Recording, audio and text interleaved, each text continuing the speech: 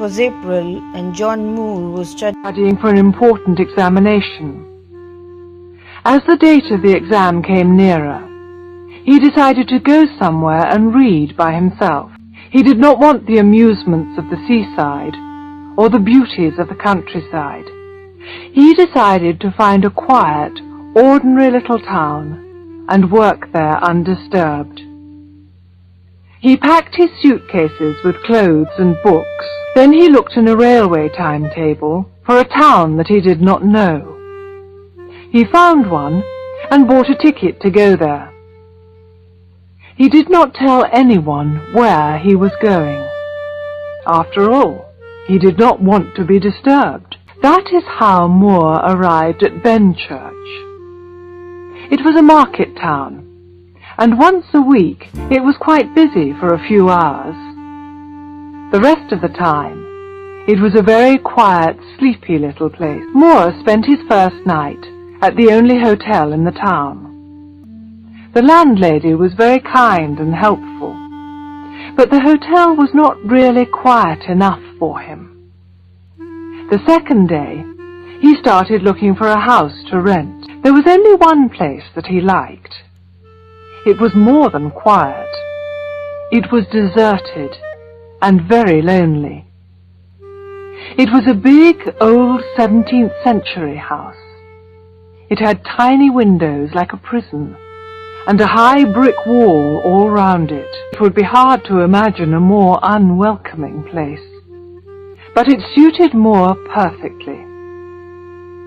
He went to find the local lawyer who was responsible for the house. Carnford, the lawyer, was very happy to rent the house to him. "I'd be glad to let you have it free," he said, "just to have somebody living in it again after all these years. It's been empty so long that people have spread a lot of foolish stories about it. You'll be able to prove that the stories are wrong." Moore did not think it was necessary to ask the lawyer for more details of the foolish stories. He paid his rent, and Mr. Carnford gave him the name of an old servant to look after him. He came away from the lawyer's office with the keys of the house in his pocket. He then went to Mrs. Wood, the landlady of the hotel. "I'm renting a house for a few weeks," he said.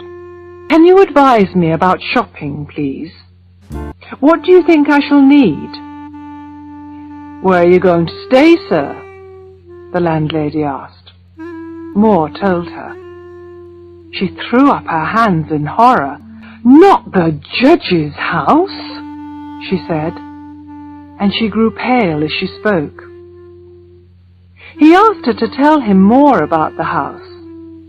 "Why is it called the judge's house?" he said. "And why doesn't anyone want to live in it?" "Well, sir," she said, "a long time ago, I don't know how long, a judge lived there. He was a hard, cruel judge, sir, a real hanging judge. He showed no mercy to anyone. But as for the house itself, well, I can't say. I've often asked, but nobody could tell me for certain." She found it hard to explain. The general feeling in the town was that there was something strange about the judge's house. "As for me, sir," she said, "I won't stay there alone, not for all the money in the bank." Then she apologized to Moore. "I'm sorry to worry you, sir, really I am. But if you were my son, I wouldn't let you stay there one night on your own. I'd go there myself and pull the big alarm bell that's on the roof." Moore was grateful for her kindness and her anxiety.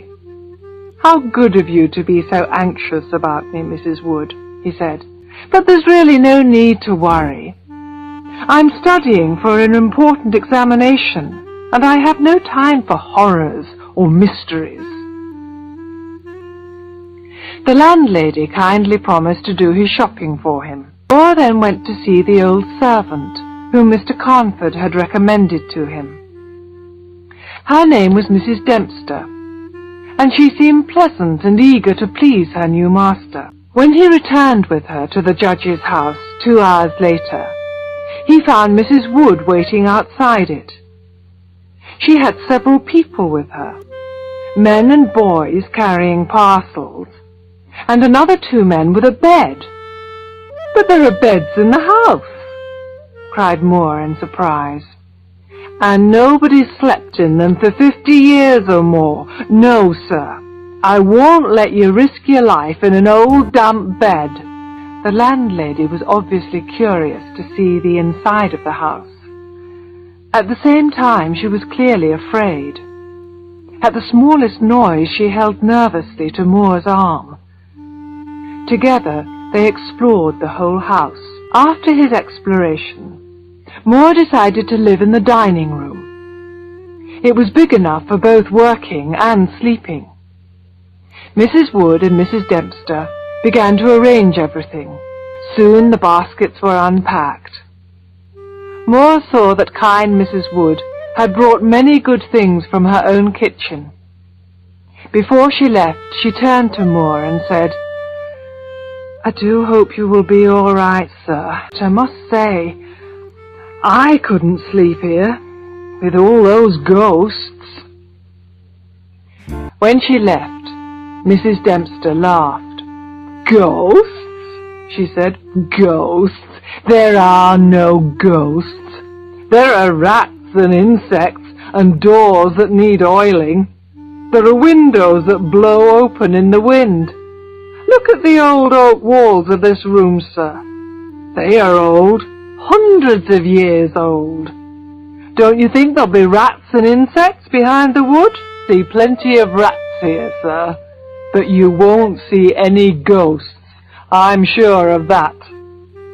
Now you go and have a nice walk, sir, and when you come back, I'll have this room all ready for you."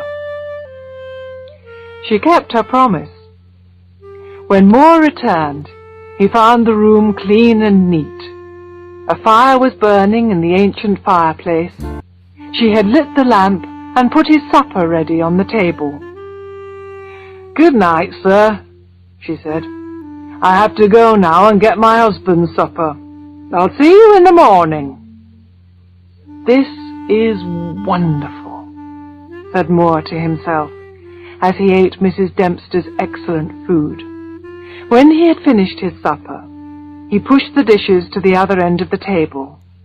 He put more wood on the fire and began to study. Moore worked without stopping until about 11 o'clock.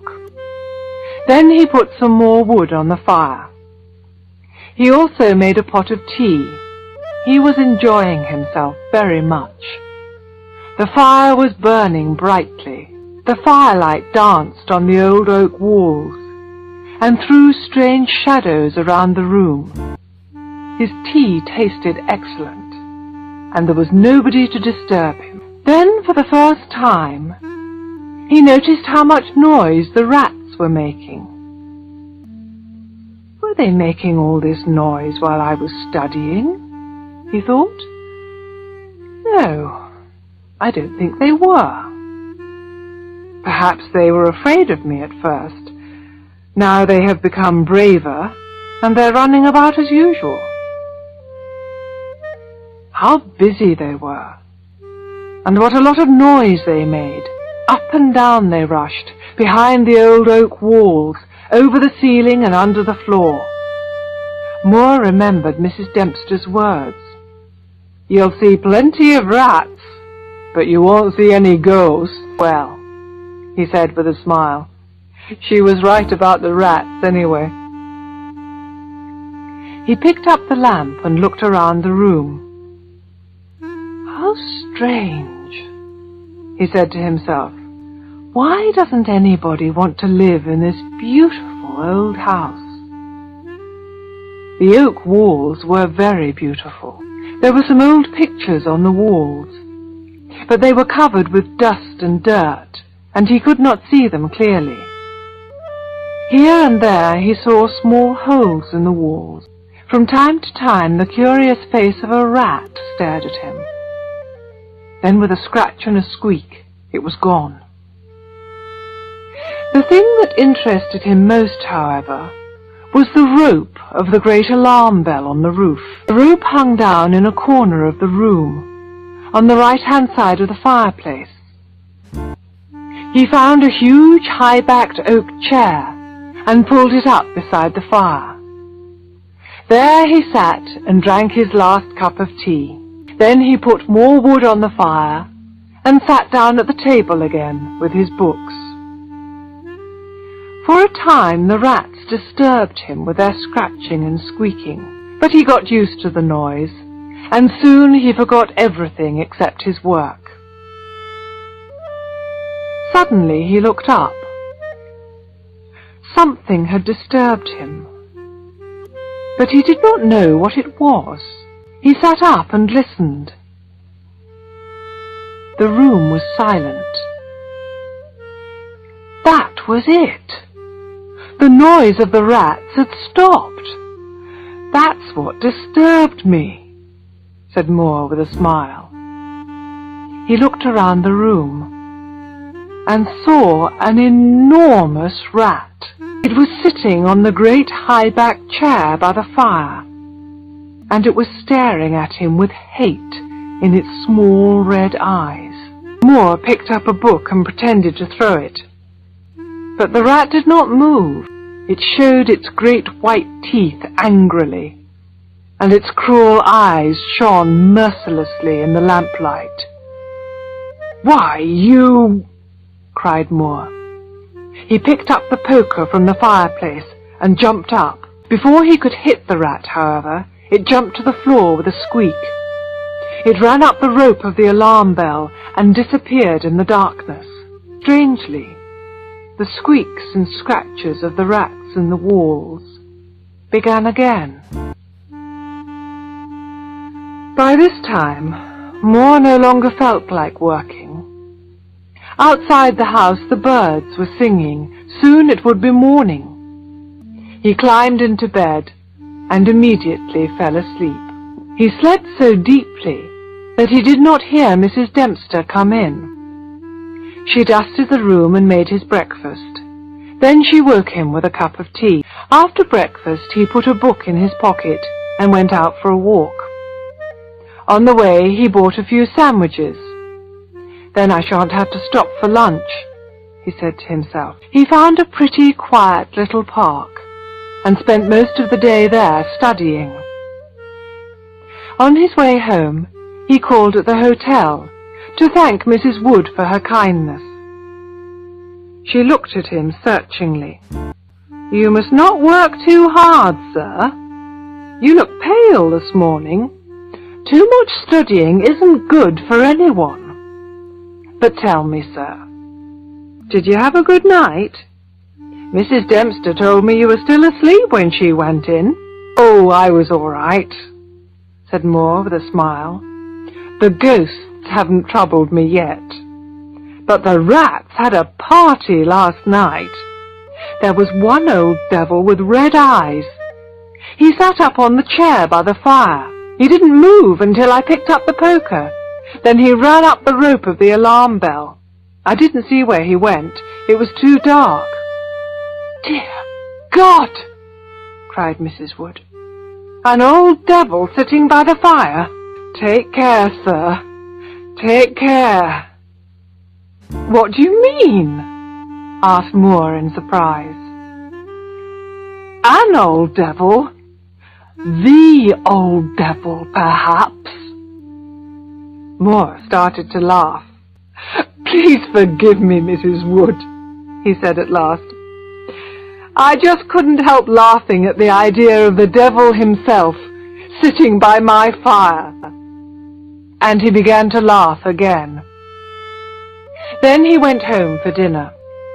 That evening the noise of the rats began earlier. After dinner he sat down beside the fire and drank his tea. Then he sat down at the table and started to work again.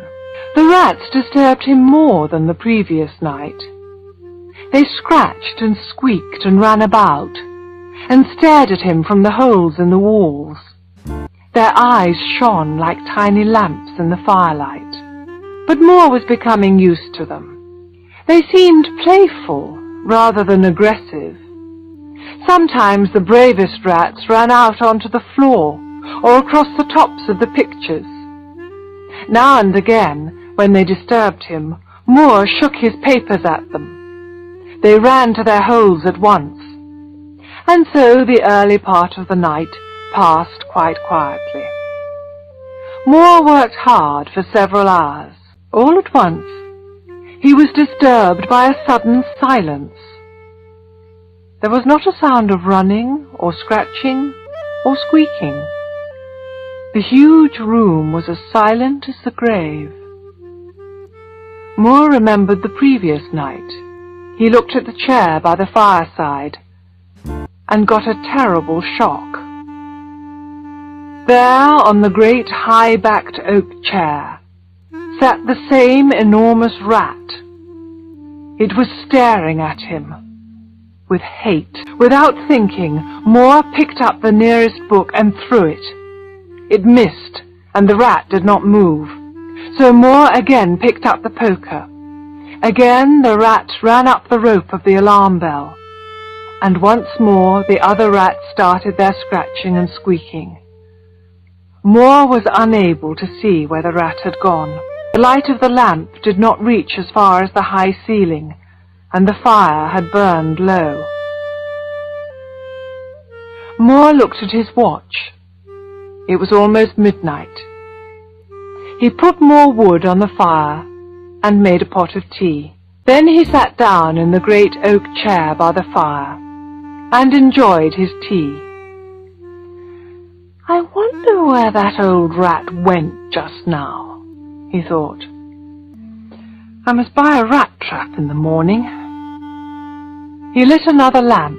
He placed it so that it would shine into the right-hand corner of the wall by the fireplace. He got several books ready to throw at the creature. Finally, he lifted the rope of the alarm bell. He put it on the table and fixed the end of it under the lamp. As he handled the rope, Moore noticed how pliable it was. You could hang a man with it, he thought. Then he stood back and admired his preparations. "There, my friend," he said aloud. "I think I'll learn your secret this time." He started work again, and was soon lost in his studies. But once again he was disturbed by a sudden silence. Then the bell rope moved a little, and the lamp on top of the rope moved too. Moore made sure that his books were ready for throwing. Then he looked along the rope. As he looked, the great rat dropped from the rope onto the old oak chair. It sat there staring at him angrily. He picked up a book and aimed it at the rat. The creature jumped cleverly to one side. Moore threw another book, but without success. Then, as Moore stood with a third book in his hand, ready to throw, the rat squeaked and seemed to be afraid. Moore threw the book, and it hit the rat's side. With a squeak of pain and fear, and a look of real hate, it ran up the back of the chair and made a great jump onto the rope of the alarm bell. Ran up the rope like lightning, while the heavy lamp shook with its desperate speed. Moore watched the rat carefully. By the light of the second lamp, he saw it disappear through a hole in one of the great pictures on the wall. "I shall check my unpleasant little visitor's home in the morning," said Moore to himself, as he picked up his books from the floor. The third picture from the fireplace. I shan't forget. He examined the books. He picked up the third book that he had thrown. "This is the one that hurt him," he said to himself. Then his face turned pale. "Why, it's my mother's old Bible. How strange." He sat down to work again.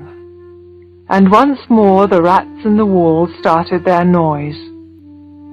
This did not worry him. Compared with a huge rat, these ones seemed almost friendly. But he could not work. At last he closed his books and went to bed.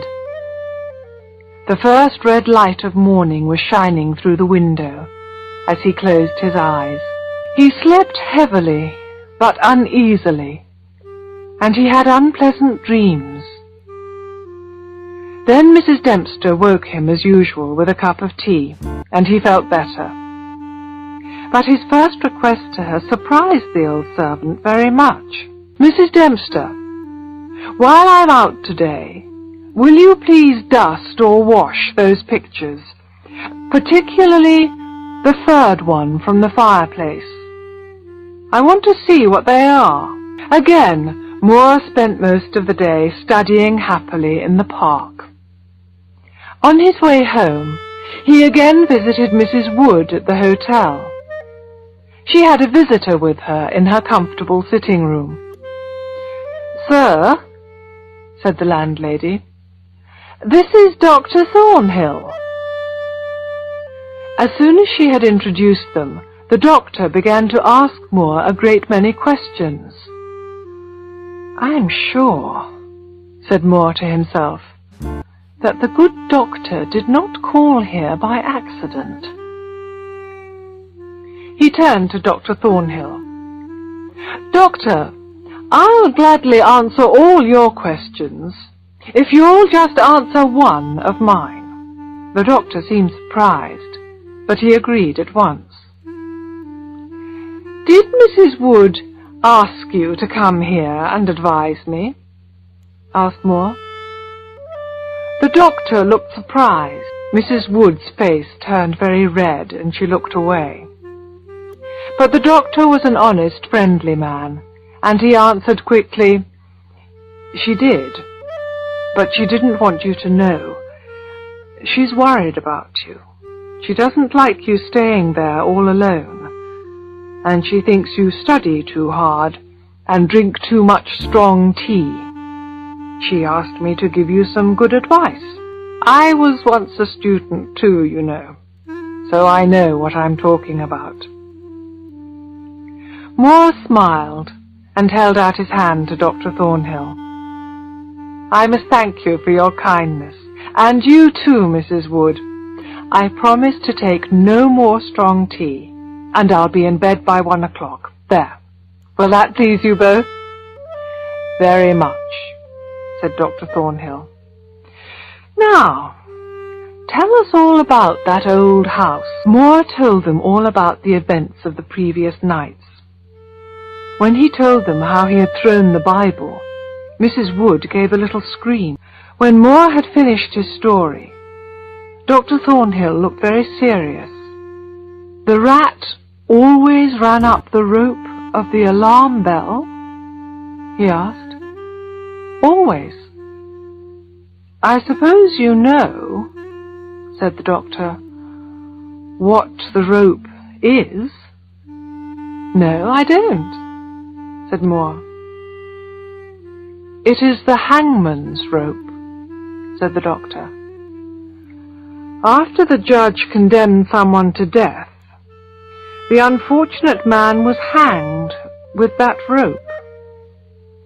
Mrs. Wood gave another scream. The doctor went to fetch her a glass of water. When he returned, he looked hard at Moore. "Listen, young man," he said. "If anything happens to you tonight, don't hesitate to ring the alarm bell. I shall be working quite late tonight, too, and I'll keep my ears open.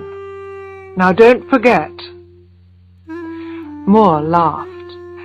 "I'm sure I shan't need to do that," he said, and went home for his dinner.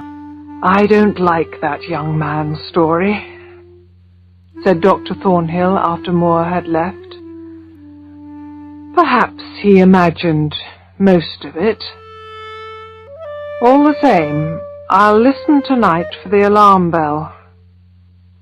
Perhaps we'll reach him in time to help him." When Moore arrived home, Mrs. Dempster had already left, but his supper was ready for him. The lamp was burning brightly, and there was a good fire in the fireplace. It was a cold, windy evening, but the room was warm and inviting. For a few minutes after he came in, the rats were quiet. But as before, they soon became used to his presence in the room. Soon they started their noise again. He was glad to hear them. He remembered how silent they had been when the great rat appeared. Moore soon forgot the squeaking and scratching. He sat down to his dinner with a light heart. After dinner he opened his books, determined to get some work done. For an hour or two he worked very well. Then his concentration weakened and he looked up. It was a stormy night. The whole house seemed to shake, and the wind whistled down the chimneys with a strange, unnatural sound. The force of the wind shook the alarm bell. The pliable rope rose and fell a little, and the bottom of it hit the oak floor with a hard and hollow sound. As Moore watched it, he remembered the doctor's words. "It's the hangman's rope." He went over to the corner by the fireplace and took the rope in his hand. He looked at it very hard. He wondered how many people had died on the end of that rope. As he held it, the movement of the bell on the roof still lifted it now and again. Then he felt a new movement. The rope seemed to tremble, as if something was moving along it. At the same time, the noise of the rats stopped. Moore looked up and saw the great rat coming down towards him. It was staring at him with hate. Moore dropped the rope and jumped back with a cry. The rat turned, ran up the rope again, and disappeared. At the same moment, Moore realized that the noise of the other rats had begun again. "Very well, my friend," thought Moore. "Let's investigate your hiding place." He lit the other lamp. He remembered that the rat had disappeared inside the third picture on the right. He picked up the lamp and carried it across to the picture. He almost dropped the lamp. He stepped back at once, and the sweat of fear was upon his pale face. His knees shook, his whole body trembled like a leaf. But he was young and brave, and he moved forward again with his lamp. Mrs. Dempster had dusted and washed the picture, and Moore could now see it quite clearly. It showed a judge. He had a cruel, clever, merciless face, with a big curved nose and very bright, hard eyes. As Moore looked into those eyes, he realized that he had seen that look before. The great rat's eyes were exactly the same. They held the same look of hate and cruelty. Then the noise of the rat stopped again, and Moore became conscious of another pair of eyes looking at him. The great rat was staring at him from the hole in the corner of the picture. But Moore took no notice of the creature, and continued to examine the picture. The judge was sitting in a great high-backed oak chair, on the right-hand side of a great stone fireplace. In the corner a rope hung down from the ceiling. With a feeling of horror, Moore recognized the room where he now stood. He looked around him, as if he expected to see another presence there. Then he looked across to the corner of the fireplace. He froze with fear, and the lamp fell from his trembling hand. there, in the judge's chair, sat the rat. The rope hung behind, exactly as it did in the picture. The rat looked at Moore with the same merciless stare as the judge in the picture. But there was a new, triumphant look in the small red eyes. Everything was silent, except for the storm outside. The lamp, thought Moore desperately. Fortunately, it was a metal one, and the oil had not caught fire. However, he had to put it out. In doing so, he forgot his fears for a moment. Then he stopped and thought, "I can't go on like this," he said to himself. "The doctor is right. Late hours and strong tea are no good for me. They just make me nervous. However, I'm all right now." He made himself a warm, milky drink and sat down to work. Nearly an hour later, a sudden silence disturbed him again. Outside, the storm was growling and whistling as loudly as ever. The rain drummed on the windows, but inside the house everything was as quiet as the grave. Moore listened carefully, and then he heard a strange squeaking noise. It came from the corner of the room where the rope hung down. At first he thought the rope itself was making the sound, but then he looked up and saw the great rat. It was chewing the rope with its ugly yellow teeth. It had almost bitten through it, and as Moore watched, part of the rope fell to the floor. Only a short piece was still attached to the bell, and the rat was still hanging on to it. Now the rope began to swing backwards and forwards.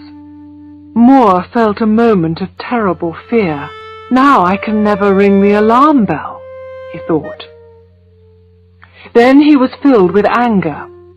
He picked up the book he was reading and threw it violently at the rat. He aimed it well, but before the book could hit the creature, it dropped off the rope and landed on the floor.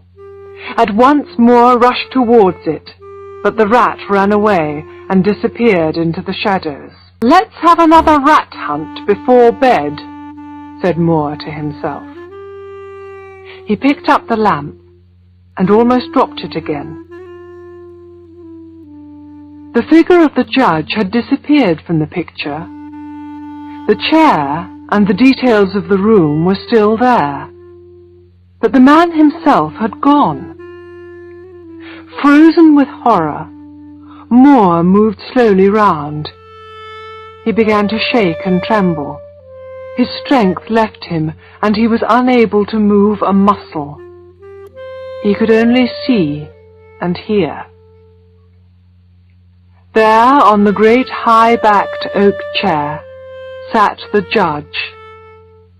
His merciless eyes stared at Moore. There was a smile of triumph on his cruel mouth.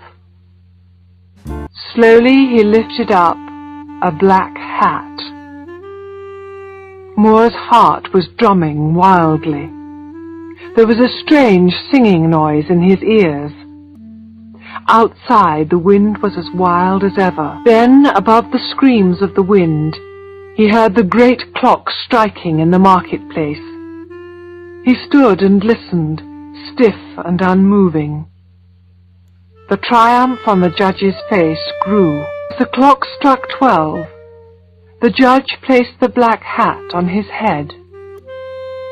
Slowly and deliberately, he rose from his chair and picked up the piece of rope from the floor. He pulled it through his hands. Slowly and carefully, he made the thick, pliable rope into a noose. He tested the noose with his foot. He pulled hard at it until he was pleased with it. Then he began to move slowly and carefully past the table on the opposite side to Moore. Then, with one quick movement, he stood in front of the door. Moore was trapped. All this time the judge's eyes never left Moore's. Moore stared into the cruel eyes, like a bird watching a cat. He saw the judge coming nearer with his noose. He saw him throw the noose towards him. Desperately, Moore threw himself to one side and saw the rope fall harmlessly to the floor.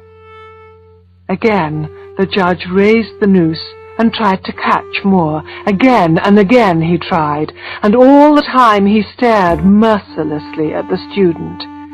"He's just playing with me," thought Moore, "like a cat playing with a bird. Soon he'll catch me and hang me." He looked desperately behind him. Hundreds of rats were watching him with bright, anxious little eyes. Then he saw that the rope of the alarm bell was covered with rats. As he watched, more and more were pouring down onto the rope from the round hole in the ceiling that led to the bell itself. The rats were hanging from the rope, and there were so many of them that the rope was swinging backwards and forwards. The alarm bell began to ring, softly at first, then more strongly. At the sound, the judge looked up. A devilish anger spread across his face. His eyes burned like red jewels. Outside there was a sudden, deafening crash of thunder. The judge raised his noose again, while the rats ran desperately up and down the rope of the alarm bell.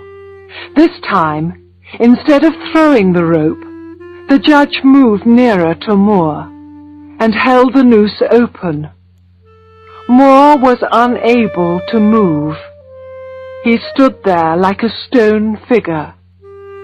He felt the judge's icy fingers and the pliable rope against his neck. He felt the noose against his throat. Then the judge picked up the stiff body of the student in his arms.